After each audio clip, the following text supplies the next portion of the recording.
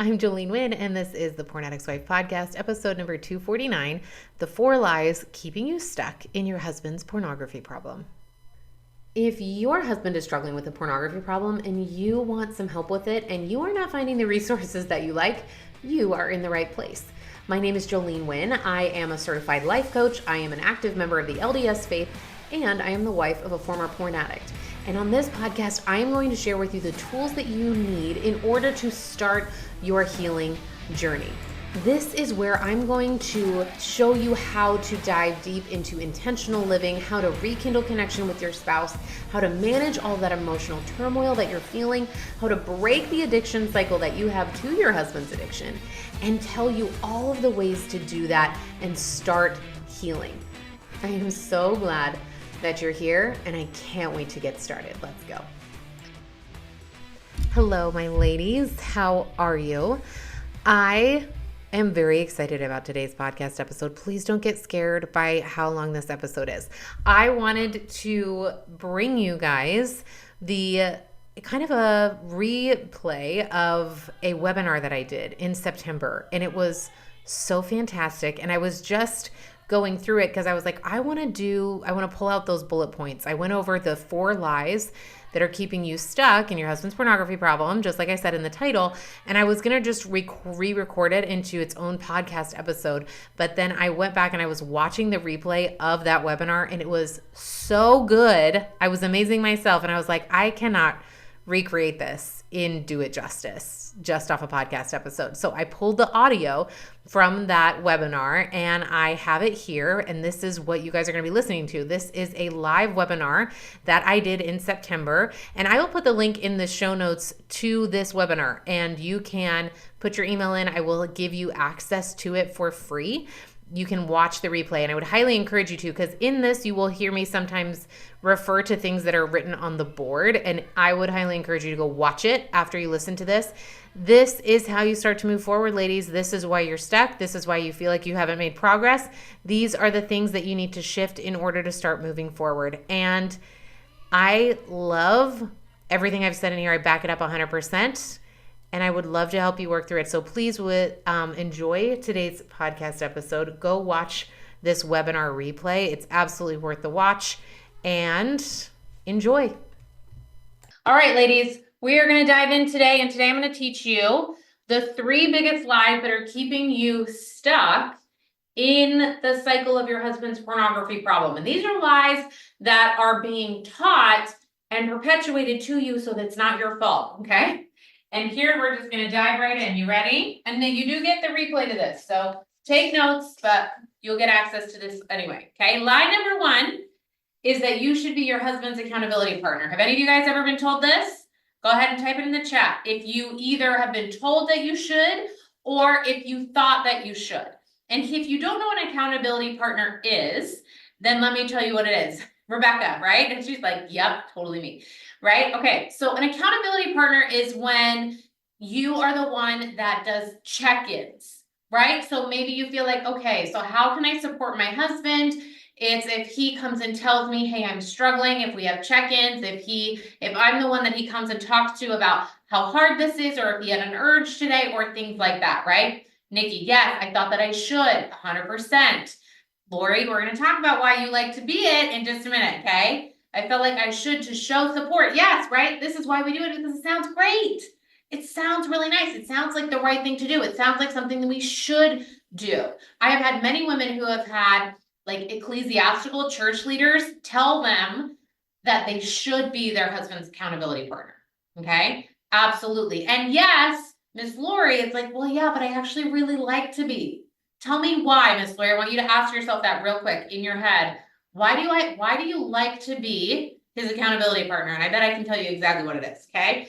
Here's one of the reasons why, I'm going to get to it right here, that it feels really productive. It feels good because it's actually us doing something and being a part of it. Yes, Rebecca, control, right? Rebecca, if I call you Tim accidentally, it's just because I'm reading, okay? I promise I know who you are, okay? So yes, it feels really good because otherwise if we weren't, then we feel like we're not doing anything. And not doing anything feels terrible. It's awful. It feels very unsafe because we feel like we have no control. And I'm going to talk about that in just a minute, right? Teresa, I've been learning how it backfires though, but my want to be it for him is me trying to make sure there is a change. Yes, it's you trying to control an outcome you actually have no control over. I'm going to talk about that, okay? Here are the two biggest problems with this lie. Number one is it changes the nature of your relationship. No longer are you husband and wife. There's a subtle shift, a subtle emotional shift that happens when you are the accountability person for your spouse, because no longer is it just husband and wife communicating about an issue that affects both of you. Now it's the addict and the cop, for a lack of a better term, right? It's the person who has the authority. Now you are changing the relationship. So instead of it being mutual, now he's lower and you're higher. Does that make sense? And then it starts to feel a little resentful on his part or a little unfair on your part. And yet it feels really good still, right? We like to have that sense of control, but that's kind of what ends up making us feel like a cop. It's the one that we're like, oh my gosh, now I feel like the parent. Maybe you feel like his mom, right? You're like, I have to check in, make sure he's like doing his chores. I have to check in and make sure he's doing the behavior that he's supposed to be doing. Right? And it actually is detrimental to our relationship because we are no longer on an equal playing field. We're no longer experiencing this and trying to combat this from the same team. It feels like we're on the same team, but we've changed roles. And so we're no longer like a joint effort facing a common problem. Instead, it's he has a problem and he has to check in with me, much like a teenager has to check in with a parent. Does that make sense? I feel like if I don't, then he feels like it doesn't affect me. 100%. And why is it a problem if he doesn't know how it affects you? Nikki, let's just throw this out there. He knows it affects you. Ladies, he knows that you're not okay with it. He knows that it hurts you. But this is a sneaky thought. And let's see if Nikki, if you can find it. I know what it is. Not ready. Okay, right? Why do you want him to know how you're affected? Why is that so important to you? What do you think will happen? What do you think will change if he knows how much you're affected? Ladies, if you feel the same way, type it in. Miss Lori, I think for me, because I was left in the dark for 23 years, that him telling me helps not fearing of being in the dark. Yes, of course. But all it's doing, it's not actually alleviating that fear for you. It's just putting a Band-Aid on it. The fear is still there. The fear is that if he stops, then he'll leave me in the dark. And your problem with being left in the dark isn't actually that you don't know what's going on. It's that it's happening. It's the fear that it's happening and you don't know. And your brain thinks, if I know about it, I'll be more prepared for it. If I know about it, it will hurt less. Ladies, whether you know your husband's watching it or you don't, if you find out, it's going to hurt. Okay? Our brain thinks that this is that false sense of control that we have when we're the accountability partner. It makes us feel like we're in charge. It makes us feel like we're actually doing something, but we're not actually doing anything about something that we can control.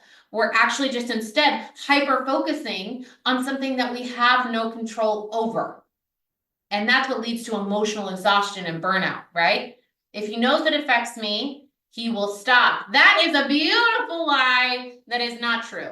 You are connecting two different beliefs. We have a belief that he loves me, right? Over here, it's like, I have this, he loves me, and then he's doing this behavior. And if he loved me enough, then he would stop. And if he knows how much it hurts me enough, then he would stop. And if he respected me enough, then he would stop. And if he knew how much I was worth, then he would stop. And it's a beautiful lie that is keeping you miserable. And here's why. It's because it's keeping your worth and how he feels about you tethered to his behavior. And I'm going to go over this later, but ladies, he is not watching pornography because of how much he doesn't love you.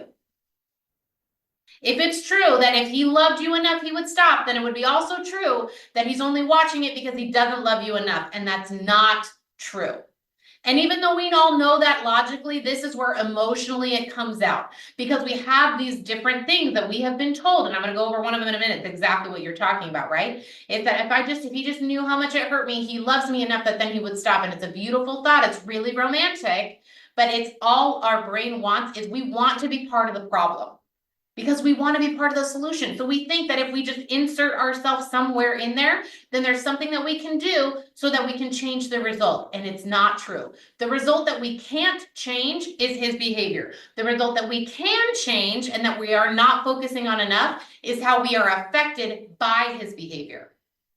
And our brain is focusing on the wrong thing. And that's why we're all stuck. I know this logically, but not emotionally. Yes, Nikki, I'm going to talk about that in just a minute, okay?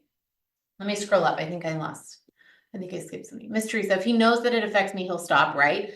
That his use and lack of use is directly related to his feelings for me. It's not 100%. Teresa, we're going to go over that in just a minute, okay? Exactly. Connect the knowing to the feeling. Yeah, but I'm going to teach you about that in just a minute, okay? We'll get there, all right? So, line number 1 is that you should be his accountability partner. You should not. Number 1 changes your relationship. Number 2, most women are not in an emotionally healthy enough place in order to be able to take on their husband's behavior. And here's what I mean by this. When your husband comes to you and says, hey, hon, I went to the gym today and I saw an attractive girl in short shorts and a sports bra. She had really great rack and I had an urge to watch porn. Does that make you feel better? You feel more in control now that he came and told you this? No, you feel miserable, right? You feel terrible. It's the worst feeling ever. Is it really good for you to have all of that stuff come up? No, but what we end up doing is we want to be supportive and we want to be helpful and we think that we're supposed to be the accountability person. So when he comes and says, hey, I had an urge today. Hey, I had a struggle today. Hey, I relapsed today. Rather than us being able to focus on what's coming up for us, instead we shove it down, we pretend it's not there, and we power through and we hyper focus on him. And that's totally great. We're like, oh, it's okay. You can do this. I'm here for you. Let's do all of our steps that we've outlined. And that's great for him.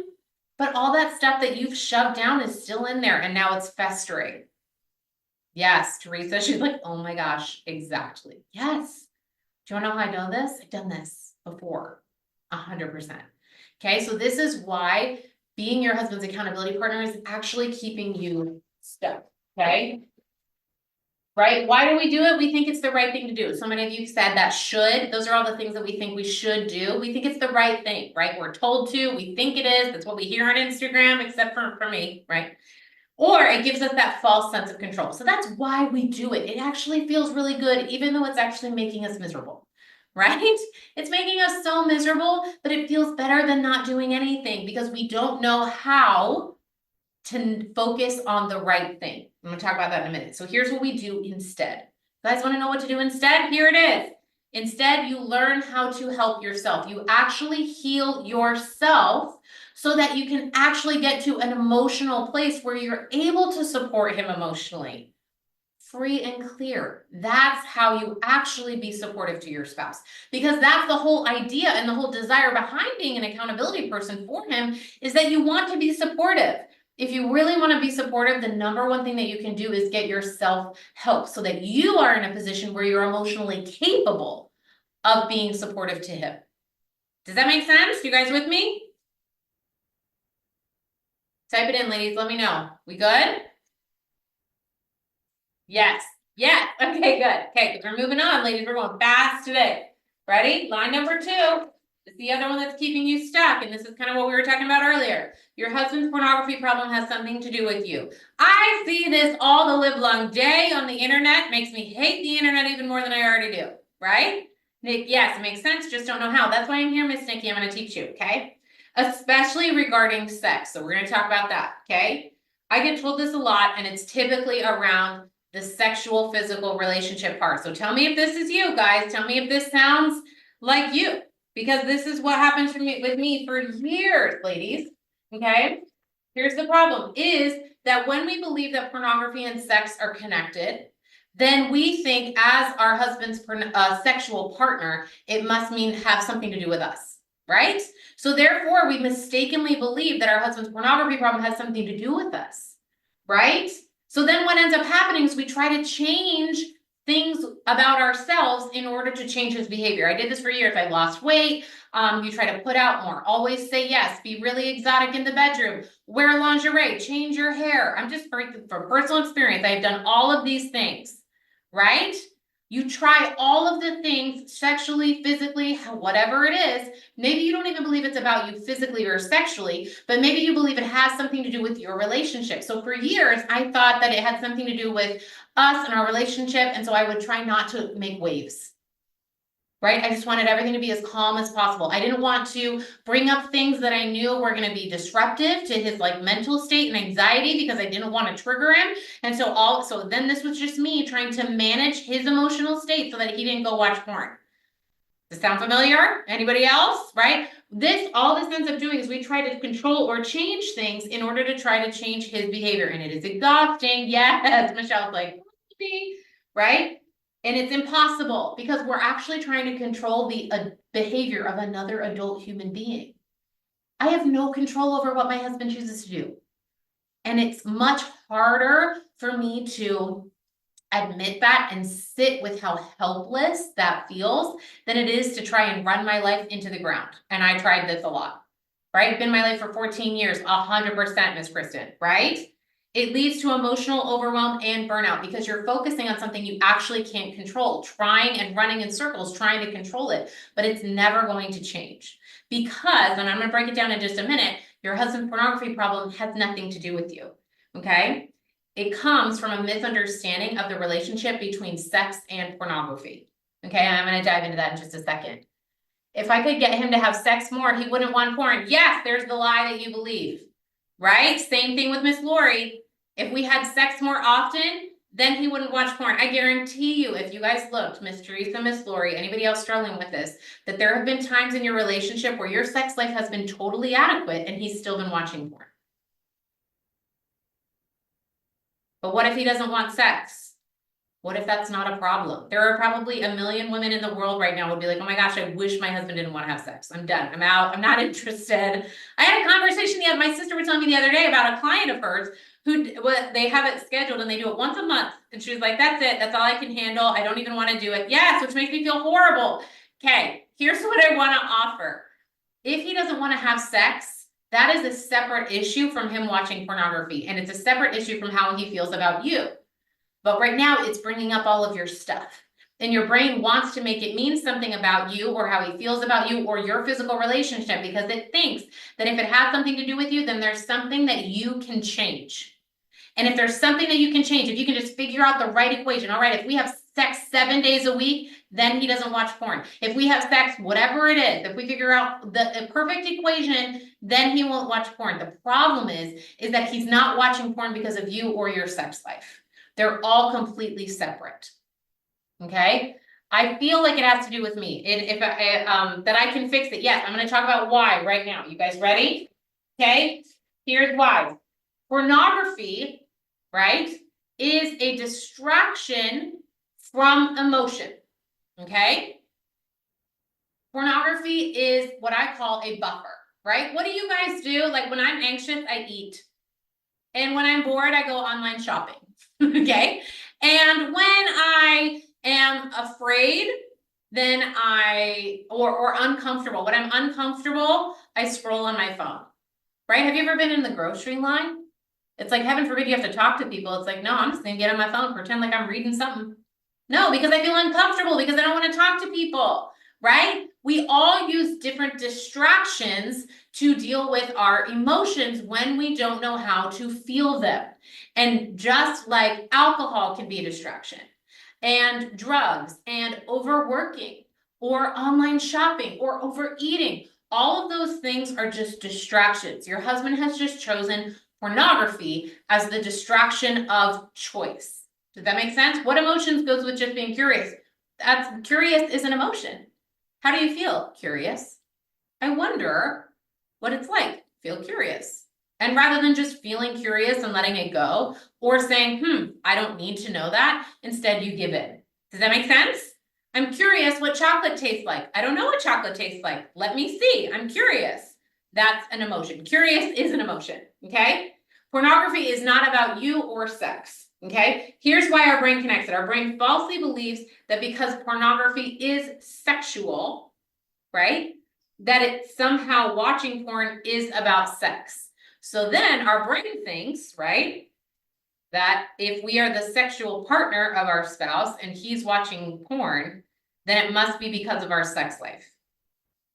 Right? Does that make sense? This is the logical conclusion that our brain has made. Right? Stress would be included. Yeah, how do you feel? Stressed, right? 100%. Okay? This is why when COVID hit, pornography rates went through the roof. Okay? And it's happening again right now. Or it happens if you've looked over the years. I have so many clients where they're like, oh, it was when our third kid was born, or it was right when he got promoted, when his pornography problem got worse. When there's an increase in stress, if this is how you handle your emotions, if you don't know how to actually feel your feelings, and instead you distract yourself from them, then yes, you're gonna reach out for this more. Does that make sense? So all this is the logical conclusion that our brain makes. And it's all from the misbelief that pornography is about sex. Pornography is not about sex. Pornography is about distracting yourself from the emotion. So logically, our brain concludes this. And if it were a logical system, then this would work. But pornography use isn't about logic, it's about emotion. It's about getting out of your feeling. It's about distracting yourself from the feeling. It's about not being able to understand how to feel what you're feeling, how to feel lonely, how to feel stressed, how to manage all of that internally. They don't have those skills. Most of us don't. There is no class in high school that's like, hey, here's how to feel your feelings. No, instead we do the exact opposite. We're like, boys shouldn't cry, girls don't be dramatic, shove it down, power through. And that's what we're taught. Nobody is actually taught how to feel their feelings. It happens to be my specialty, right? When we have sex and he doesn't finish and then proceeds within minutes of me leaving the room to watch porn, it's hard to make it not about me. Yes, 100%. And I'm going to go into why that is in just a minute. I once told him this was his coping mechanism and he told me he just needs sex. What do you say to that? Same thing. Okay, so a lot of men don't even understand that this is what's going on, especially because they've been told their whole life that if you want, that porn is about sex too. They believe the same thing you do. So of course they think that if they're reaching out for pornography, they're like, oh, it must be because I'm not getting fulfilled sexually by my wife. They think the same thing you do. So what do you say to that? It's the same thing that you're telling yourself right now. Right now, you're believing that you're not enough, and so is he. And it's all from both of you believing the exact same lie, that it has something to do with sex, and it doesn't. Because most men started watching porn in prepubescent years. How old was your husband when he started watching porn?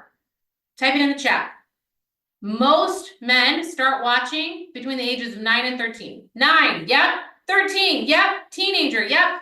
You weren't even in the picture. There's proof right there, ladies, for you, staring you in the face, that his pornography problem has nothing to do with you and you're ignoring it. Why? Because you already believe something about you. I'm diving in, ladies. Here we go. We're going on a tangent. And I was going to bring this up later. I'm bringing it up now. You guys ready to hear this? It'll blow your mind. Okay? Here's why you believe something that your husband's pornography problem is about you. It's because of this right here. You believe you're not enough. Because how do you feel when your husband watches porn? Like this. Tell me if it's true. 100% of my clients have this belief. 100%, Miss Lori. I had the same one. 100%. Nikki, yes. Yes. If you believe that you're not enough, guess what? Your brain will find evidence for it in any way possible. And it will find it in the amount of money that you make, in the number of kids that you do or do not have. It will find it in whether or not your husband's watching porn, in the size of your jeans, or how much you weigh. If you believe this about yourself, your brain will find evidence for it. And so what has happened is that you believe this about yourself, and so your brain says, oh yeah, that's because your husband's watching porn. But it also sees it in the fact that you are no longer a size 6. And it sees it in the fact that you are no longer working the job that you wanted to have when you were 23. If you believe this about yourself, your brain will always find evidence for it. Your husband's pornography problem is your trigger. It's the thing that's bringing up all of your stuff. And one of those big stuffs that it's bringing up is this belief right here. So this is why he could stop watching it today, yesterday, 15 years ago, and you could still be struggling with it because you still have it connected to a belief that it has something to do with you, that you're not enough. My husband watches porn after we have sex. It's because I'm not enough. My husband watched porn on my honeymoon because I'm not enough. My husband started watching porn after we got married. He didn't start when he was 19. He didn't start when he was 9. He started when he was 21. After he started having sex with me. How do you think I felt? Like this. But guess what? It's not true. And this is something you can change. This is not something you have to continue to find evidence for in your life, but you do have to learn, in order to get rid of this, how to process the pain of this, let it go, and then retrain your brain so it stops finding evidence of this and then changes it. That's what I do. Come work with me, and that's what I'm going to teach you how to do. Okay? So our brain believes that pornography is about sex, and it's not. And here's why it doesn't feel separate.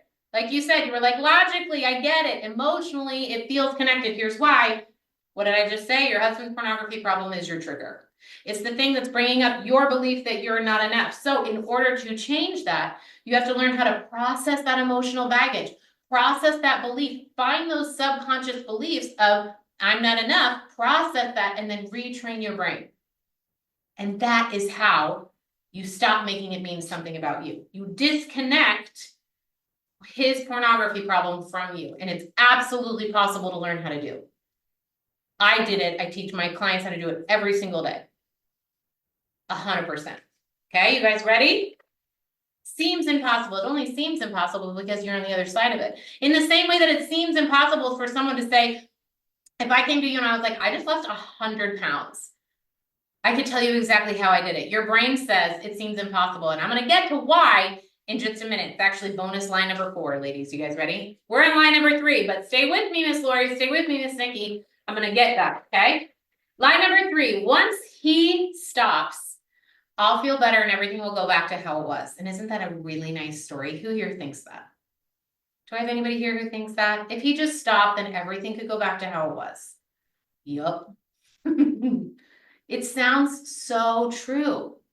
So true. And it would be great if that were true, wouldn't it? Michelle, yeah, Michelle's like, oh, I would love that, right? Absolutely, it would be amazing. It's not true. Who here, is there anybody here whose husband has already stopped?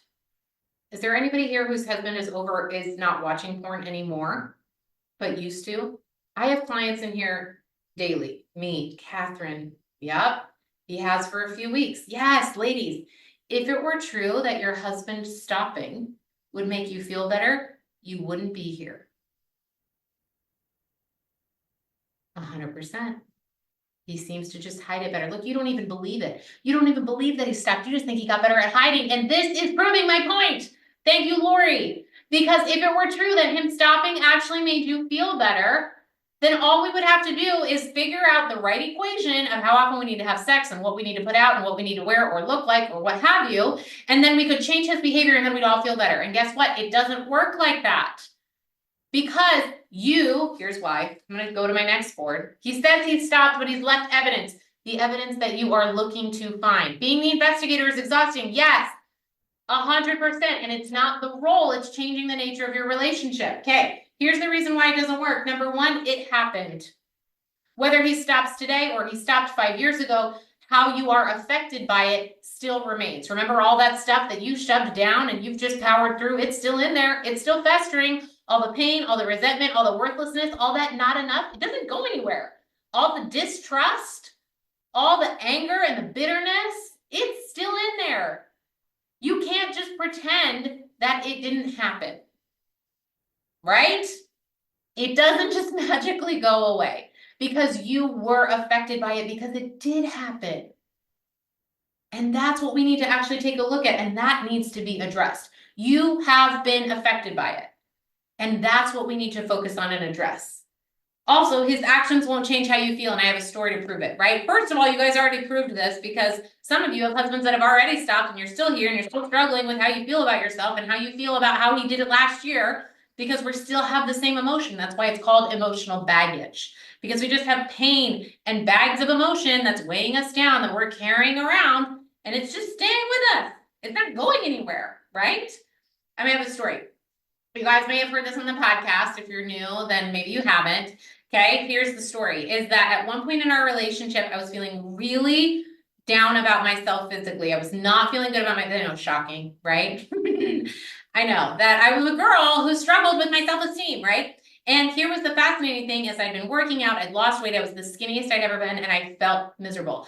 And so I went and I was like, okay, why is this happening? I've lost weight. I thought losing weight would make me feel better. I have been doing my hair is longer, thicker, like I look better than I've ever looked.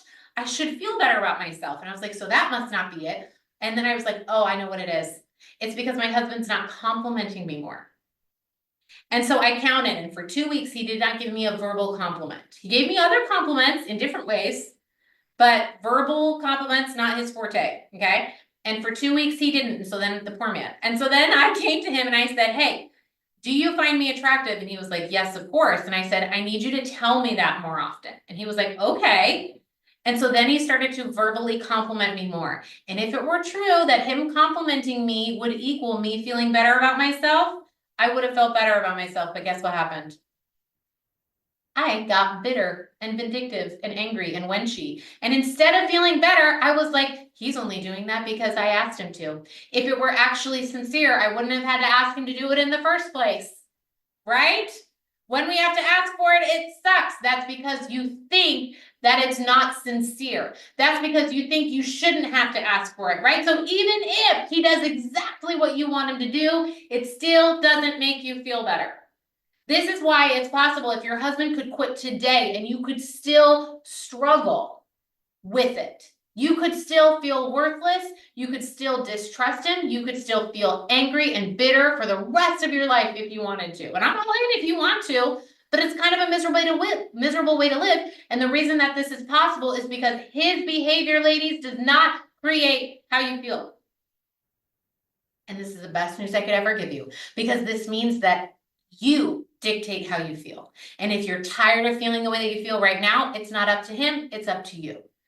But our brain has been so focused on him being the thing that we need to change. It's just been completely misdirected. All that control, all that effort, all that energy that you've been putting into trying to control and manipulate his behavior is worthless. And instead, we can actually shift it into something that is going to make a change. I promise you, Miss Lori, I dare you to believe it for half a second and come work with me and I'll show you. Move it to you. Here's how we do it, okay? Got my little stick figures here. Okay, so you can ignore this. This is the self-coaching model. This is the model that I teach. This is one of the many coaching tools that I teach my clients, okay? This is your husband over here. He's being a little bit of a turd, but we love him so much, right? Okay, so his A is his action right here, right? He's watching porn. Okay, that's his action. And it's because he's feeling, this is F is for feeling, he's feeling something negative, right? He has some kind of emotion that he doesn't want to feel. Stress, loneliness, overwhelm, whatever it is, I don't know. Okay, and he probably doesn't either. Okay, and he has some kind of emotion. He may not even be aware that he's feeling it because he started when he was 9 and someone introduced him to something that feels better. So anytime he even gets remotely close to this emotion, his brain's like, you know what? That's a terrible emotion to feel. We shouldn't feel that. You know what feels better? Porn. And so he does this instead.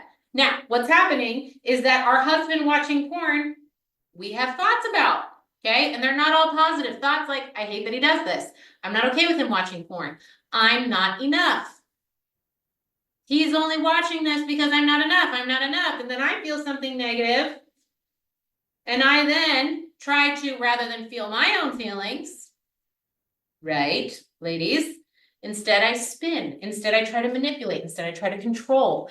Instead, I try to put out more and I try to have more sex so that I can try and influence this. But ladies, guess what? His actions cannot come over here and change your feelings. He's not that powerful. In the same way that all of your actions that you've been doing, all the manipulating, all of the trying to control, all of the being his accountability partner has not come over here and changed this. It doesn't work. We want it to, though. We want him to be able to change how we feel. Our brain thinks that's easier because your brain is a lazy teenager and your brain is motivated by only a few things, one of which is to put out the least amount of effort possible. So your brain is motivated by trying to find out what's the least amount of work that I have to do this. And it's like, well, I don't really want to actually figure this out. What I want to do is I want to have him change and then I'll feel better. And it makes sense because our brain thinks that we were doing just fine until he started having pornography problems and then we became a mess. So our brain thinks if he just solved this and fixed himself, then I would be better, right? And that's not true. What happened is you had a whole bunch of stuff underneath the surface and then he had a problem and it triggered it all to come up. And that's what we're facing. Which is why, even if he changes, even if he stopped watching porn, we still have to figure out how to deal with this. That's what I do. I'm going to teach you about it in just a minute. You guys ready?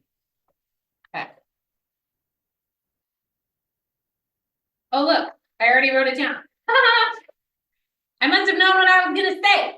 Okay. The only way to go forward and actually break out of this cycle is to start focusing on what you can control, which is a whole lot more than you think. The way that you feel about yourself, the way that you think, the frustration, the emotion that you are dealing with right now, all that emotional baggage that came to the surface when he started having a pornography problem, we think that him solving that is him changing his behavior will solve it, and it won't.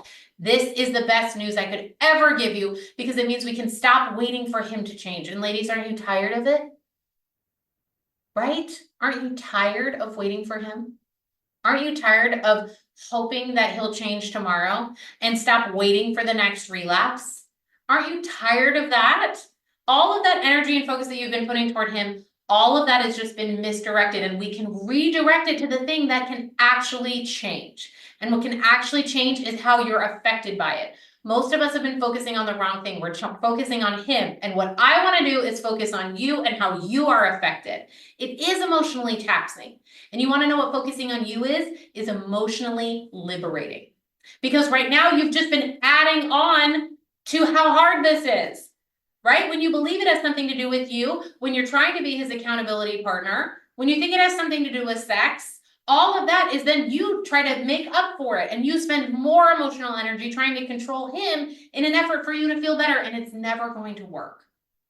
So you can keep doing it for the next 50 years and you're never going to feel better. That is emotionally taxing. That's why it's overwhelming and draining. When you actually take a step back and you instead say, I am no longer taking responsibility for my husband's behavior, which is exactly what you're doing, P.S. It doesn't sound like that's what we're doing. You have all these really nice phrases like, oh, I just want to be supportive. No, I just think it has something to do with me and I want to fix it. Stop it. What you're doing is actually taking responsibility for your husband's behavior, and it is not your responsibility. Your husband's behavior is not your responsibility. What is your responsibility is how you are affected by your husband's behavior. And that's much harder to take a look at. I've always felt like it was my fault. Nikki, it is not your fault.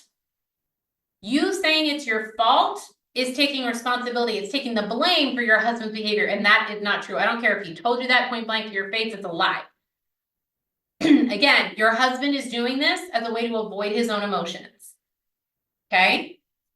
You don't have responsibility for your husband's behavior. If your husband went out today and crashed his car, that would not be your responsibility. It's not your fault that he crashed his car. Okay? What is your responsibility, not your fault, but your responsibility is how you are affected by your husband's behavior. All of the distrust, all the overwhelm, all the anxiety, all the fear, all of the everything that's coming up for you emotionally, that's your responsibility, not your fault, but your responsibility, because that's what you can control. That's what you are able to respond to, which is your response ability. My ability to respond. I can't control his behavior, but I can control my ability to respond. That's my responsibility. Does that make sense? You guys with me? We still here? How are we feeling, ladies? Are you guys ready for line number 4? This one blew my mind. I only thought of it yesterday. Okay, sometimes I blow my own mind. You guys ready? It's my favorite one. And this is the lie that you tell yourself. Nikki's like, I got it. You guys ready? Okay. Miss Lori, Miss Michelle. Okay, I'm ready. Okay. This is the most important lie, the most powerful lie, the one that I want you to break today. Because this is the one that you tell yourself. All the other ones have been lies that have been told to you that you've adopted. This is the one that you tell yourself. You ready to hear what it is?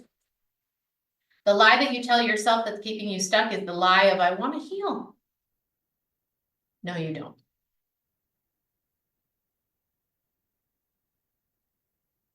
Let's dive in. Okay. Logically, we do. Logically, we want to not be here. Logically, we're like, yeah, of course I want to heal. I've been listening to your stupid podcast. I've been following you on Instagram. I've been like consuming all the content. Yes, logically, I want to heal. And emotionally, we don't. Emotionally, we want him to do it. That's why we're so focused on him changing. Emotionally, we want to wake up tomorrow and have all of it be gone. Emotionally, we want to curl up in a ball and have it just be fixed. Emotionally, we just want to pray and have God take it away. Emotionally, we don't know how to handle it.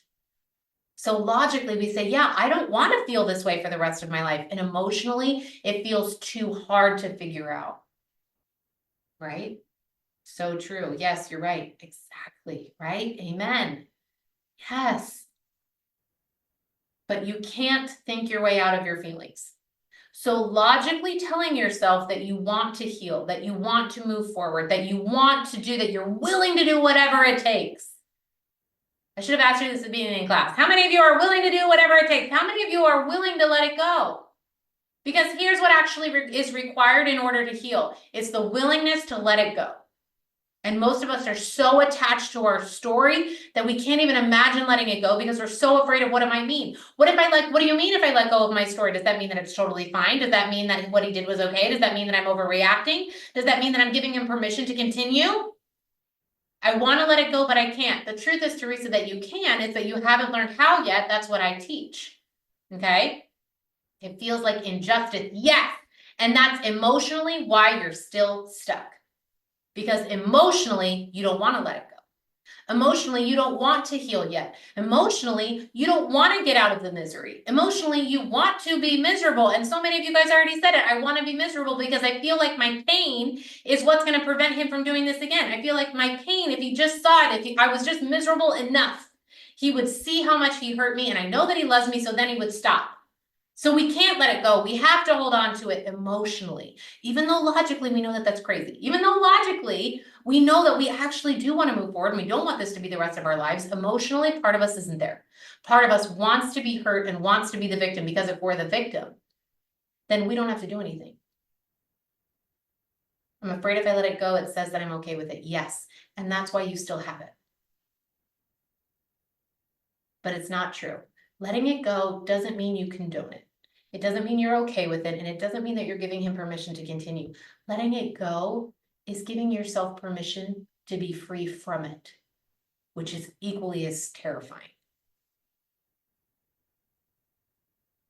Do you give yourself permission? Are you brave enough to give yourself permission to start identifying yourself differently? We get so wrapped up in this lie that we tell ourselves that I'm so afraid that nothing will change. How many of you guys think that? I'm so afraid that nothing will change. I'm so afraid that my marriage is going to look this way for the rest of our marriage.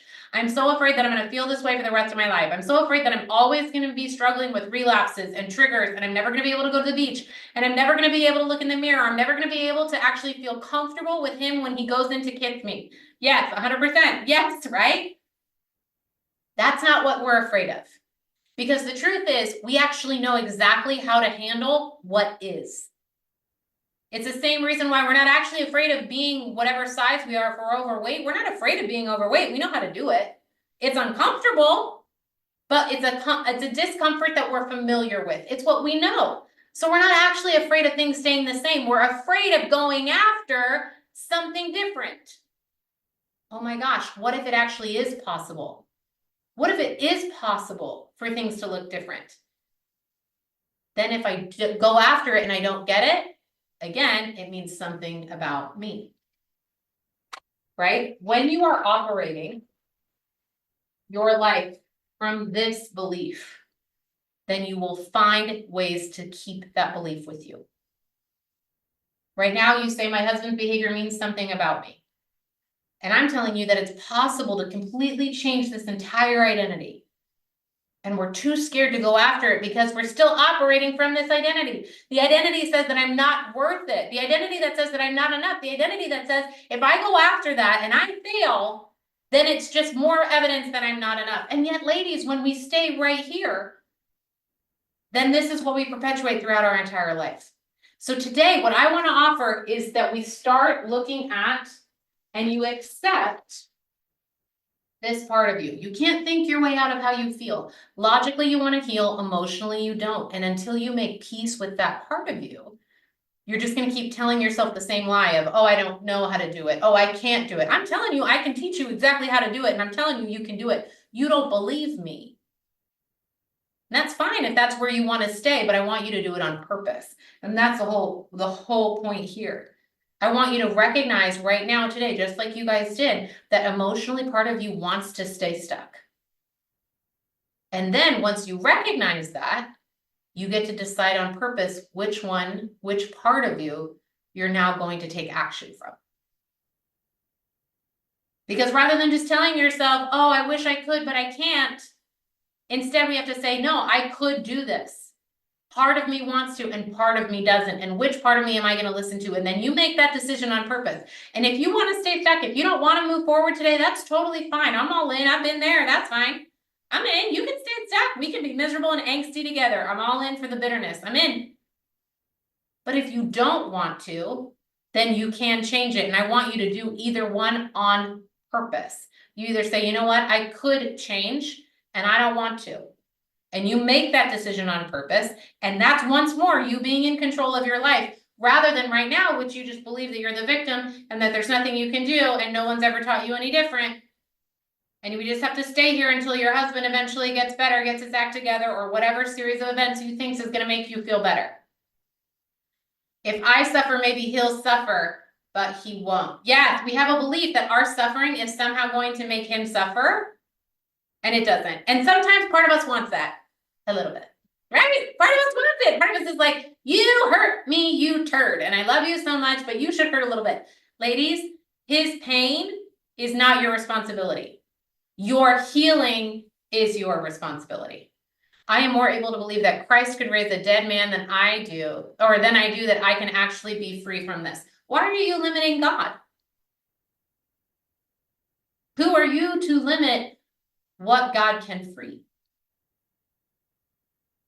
There's a scripture that just came to my mind where he goes into the temple, I think, and he heals a leper and says, no, it's the blind man, and they raise him down from the roof. They break into the roof and they raise him, they lower him down from the roof, and he's been sick with the palsy. He's like in a bed, he can't move. His friends get on the roof, they lower him down. Through the window, the Pharisees come talk to him, and he says, your sins are forgiven you. And they're like, you can't do that. That's not allowed. That's blasphemy. And he said, is it more crazy for me to forgive his sins or to say, get up and walk? And he does both. I know what it feels like to feel like what you are facing is so insurmountable. And yet I also know that God led you here to the very solution to what seems insurmountable. And the reason that I know that is because I asked him to do it. I asked God to take it away. And yet most of us want to just defer it to him. We just want him to magically reach in and take it. We don't want to do the work. But sometimes God gives us tools. In the same way that I can pray, if I have cancer, I can pray and say, God, I believe you can take this away. Can you take it away? But what do I have to do in order to do it? Maybe the steps in order to do that. He's like, yeah, I've made a way for you to do it. Go to the doctor. Do chemo. Maybe that is the way that I heal you. Our problem is that we often limit what we think is what God will use. God uses people. He uses tools. He's not here. He's sent other people. And I'm not claiming to be some kind of holy person. And I am not claiming to be perfect. And I am not claiming to have all the answers. But I do know I have the answers to this. And I am 100% sure that the reason that I went through what I went through was so that I could help you.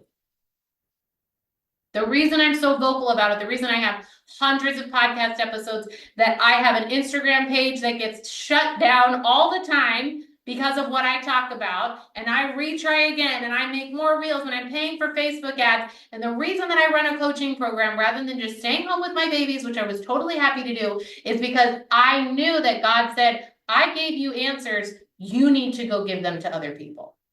Does that make sense? Sorry, I got all preachy. Let me scroll up. I know it sounds crazy. It doesn't sound crazy. It sounds like fear. And that's the reality, ladies, that we're afraid. We're afraid to go after it. We're afraid to go after what we want because we know what it's like to not have it. And that seems pretty comfortable and familiar. But what would it be like to go after what we want? That's what we don't know. The unknown is always scary to our brain. Of course, you're afraid because you've never done it before. It's like getting on a bike for the first time. You're afraid. That's okay. That's the part of you that doesn't want to do it. But guess what? I've ridden a bike before and I can teach you how to do it. And I'm going to walk with you. I'm going to hold the bike every step of the way. And you're still going to feel scared. But you can do it scared because you're so much more capable than you. All right, my lady, if you love what you're hearing on the podcast and you're ready to take it and apply it in your life to see a true transformation, then I want to invite you to come join my coaching program. Now is the best time because I have just added an annual membership so you can join for the lowest price ever. Get all the details on my website, joleneWynn.com, and don't forget to sign up for a free consultation call with me today. We'll get on the call, we'll talk about where you are, what you're struggling with, and then we'll see what is the right fit for you and your budget. Again, go to my website, joleneWynn.com, sign up for a call, and I'll see you there.